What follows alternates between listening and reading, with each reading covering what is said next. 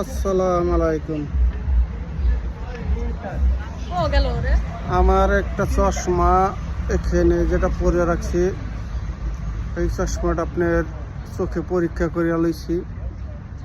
আপনার এই দেশে পরীক্ষা করা লাগছে, টাকা লাগে। এই দেশে খালি আপনার সব কিছু এলোমেলো করলে হয় না। তাহলে আমার একটা ইতিহাস, আমার জীবনে আমার মাইয়াই 10 টাকা 5 টাকা গুছাইয়া আমার একটা চশমা কিনে দিছে। এই যে চোখে যেটা আছে, এটা বাংলা টাকা ট্রানজিট করলে আপনি 20,000 টাকার উপরে হয় বর্তমান টাকার রেটে। তাহলে এটার দাম পড়ছে 160 ইউরো। আমার চোখে একটু সমস্যা দেখা দিছে, এই কারণে চশমাটা আমি ব্যবহার করতেছি।